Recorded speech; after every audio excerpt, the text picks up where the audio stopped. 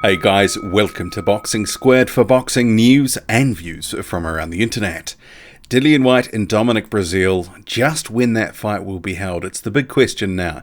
Eddie Hearn, Dillian Whyte's promoter, has confirmed it's unlikely to be on April 20th now, just because of the negotiating, a potential purse bid, and it could potentially land in mid-year.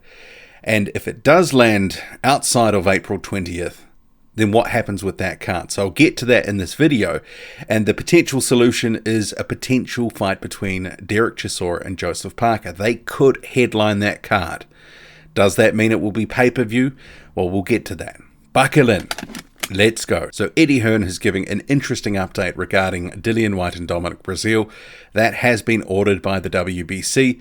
If they can't reach a deal, a purse bid will be held in Mexico City at the WBC offices on March 19th. On screen here, this is from the WBC website. This is the order that they've put out, Board of Governors, yada yada yada, all that sort of stuff that we went through in the previous video, so I won't cover that old ground. Right now, from what Eddie Hearn has confirmed to IFL TV, because he was asked this, because this wasn't in the WBC order, it is going to be 50-50. And Dillian Whyte, he's the number one contender. He holds the silver title, and Dominic Breazeale, the WBC mandatory. So when I was talking about this in my previous video, I said, you could make an argument either way, that either guy could potentially have a slightly bigger cut, or it could be 50-50, and apparently at the moment it is 50-50. But Eddie Hearn is going to write to the WBC for Dillian Whyte to get more than Dominic Breazeale. And honestly, I don't really know how successful that is going to be. I think they'll just leave it at 50-50. That would be my pick on that situation. But Dillian Whyte is clearly in this sort of scenario, if they were to have that fight in the UK and if it was on pay-per-view, he would be the guy drawing in the punters, not so much Dominic Breazeale. He's the one that has been on pay-per-view a few times now. He brings the commercial value to the table, and he will consider himself the commercial A side. But that may not matter. This is an interim title fight that's been ordered, apparently for 50-50, and it probably is going to stay that way.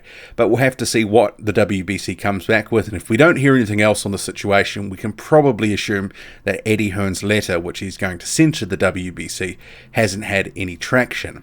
But Hearn did confirm it's likely to go to a purse bid. He said, negotiations will continue, but he wasn't sure if they could get a deal done. And if it did go to a purse bid, he did talk about, there could be some scope for quite a few people to come in and try to put a bid in for that. He mentioned ITV, PBC, Showtime, Sky. He said, Sky would be bidding hard for that. And he said he really wasn't sure how much Al Heyman would, put into this fight, how much he would value the fight, and how much he'd just want to put up for it in general to try secure that, either on Fox or on Showtime or wherever else. And he didn't know who could come into play if it does go to a purse bid. But I'm sure there would be some interest here from a number of broadcasters because it's a decent fight in the heavyweight division. But I'm sure there won't be too many broadcasters who want to pay over the top for this because it's a good fight, but it's not exactly one that gets the wheels spinning so much that you go, it's a must buy at any cost. I think there's, some money in it, but maybe not. It's, it's not sort of a Fury Wilder rematch. It's not an Anthony Joshua fight. And Eddie Hearn went on to say that if it does go to a purse bid, well, that's going to push out the likely fight date of April 20th that he'd previously talked about for Dillian Whyte. He's got a card on at the O2 on that date. He was talking about just, a few days ago, Dillian Whyte would be headlining that card, talking about stacking it with a number of heavyweights, potentially Michael Hunter versus Carlos Takam, Dave Allen versus Lucas Brown. That is a fight that has been made, and potentially Derek Chisora and Joseph Parker. Will come back to that last fight a bit later on because that may be needed to headline the card here. So what Eddie Hearn is talking about now is potentially mid-year, and he mentioned July. But his rationale was saying, if we work back 90 days from the purse bid, which he said was in April, but I would note it's actually March the 19th. So if you push out 90 days from that date, that could be June. But regardless of whenever the purse bid is, whenever they reach this deal, it's unlikely to be on April the 20th. Only a slim chance that that date is held by Dillian Whyte. But it's going to be probably from what Eddie Hearn was indicating, sometime in mid-year. He said July, but I think there is enough flux around the actual situation and the date that, it really depends when they work out a deal or if in fact it goes to purse bid. But potentially May, June, July, we'll have to see what happens there. But that is probably, I was thinking about this, not actually too bad for Dillian Whyte, because he's come off a reasonably tough fight against Derek Chisora. Took, quite a bit of punishment in that fight before scoring the knockout. That was December the 22nd. So fighting April 20th, effectively he would have had just over 3 months from his previous fight. And that was quite a tough fight, so if he's got a slightly longer break, he can, rest and recover and potentially be a bit fresher for that fight. We'll have to see. I don't actually think if it's June or July that disadvantages him. Dominic Breazeale, meanwhile, he's actually been relatively inactive in the past 2 years. So he's had that Carlos Negron fight, that was in December, and prior to that it was Eric Molina in November 2017. But I guess the question then is, well, what happens to the April 20th date? And Eddie Hearn said, well, we're going ahead with that card. The O2 is booked. They're going to run a card on that date. And I guess with all the dates, for Sky, DAZN, regardless of who's headlining here, if one of them drops out, like it sounds like Dillian Whyte will, they've still got the date, they've still got the card, they've got this airtime to fill on DAZN and Sky.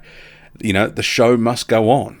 And he was asked, well, does that mean someone like a Joseph Parker and a Derek Chisora could headline that card? Is that a possible headliner? And he said, yeah, that is potentially in the mix here. That could be something that we'd do. But if we did that, it would be unlikely to be on pay-per-view, not a pay-per-view fight. But I can guarantee you now, if that happens on Sky, regardless of pay-per-view or otherwise in the UK, back in New Zealand where I live, it probably will still be on pay-per-view for the princely sum of about $50, you can imagine. But more likely, he said, it'll be just a regular Sky card. But he said that they would need to stack it with some good fights. And they already have the Dave Allen and Lucas Brown fight. That one's been made. They could pop that on there. And if you look at Michael Hunter potentially against Carlos Takam, we'll have to see. Alexander Povetkin is without a fight at the moment. But then again, he could go and face Alexander Usyk in May in the United States. But I was just wondering about the April 20th date.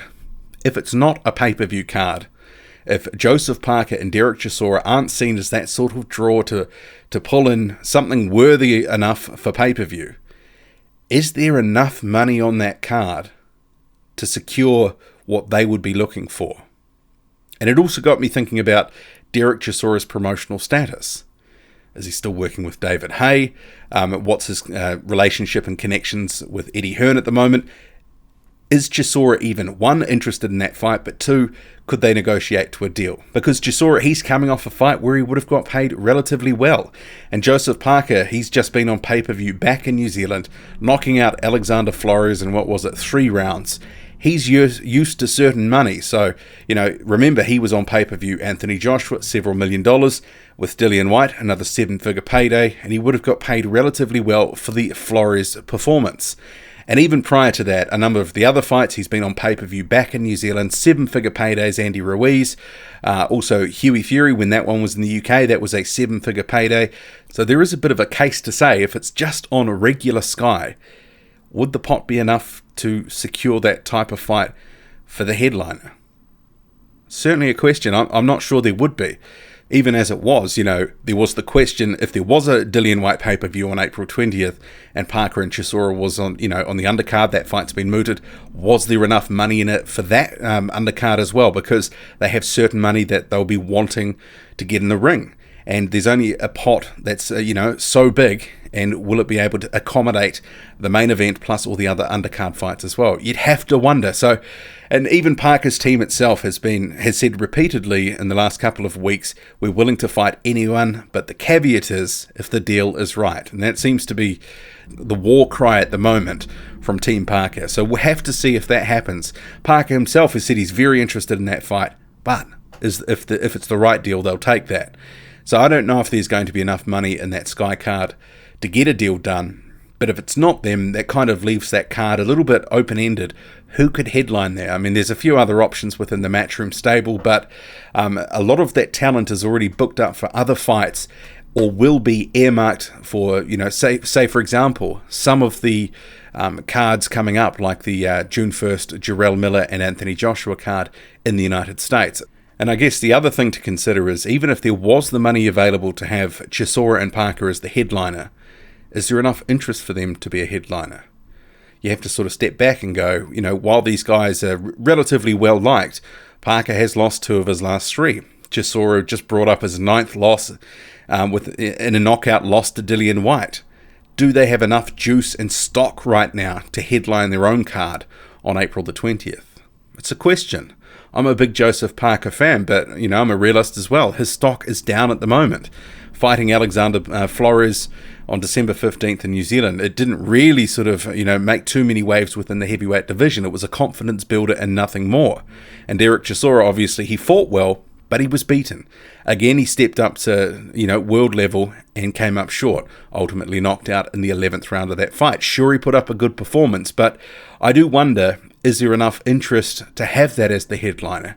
But then again, maybe needs must, and they'll have to bring some sort of fight like that to fill that date. We'll have to see. What do you make of it all? Do you like that fight? But also, what do you make of Dillian Whyte and Dominic Breazeale potentially fighting mid-year? Would you like to see them hold April 20th? We've been told there's a slim chance, but more likely it's going to be potentially in July, sometime around mid-year. Do you want to see Dillian Whyte back in the ring sooner than that? Drop a comment, loud and often. Hit like, hit subscribe, follow me on Twitter, boxing_squared. I'm out.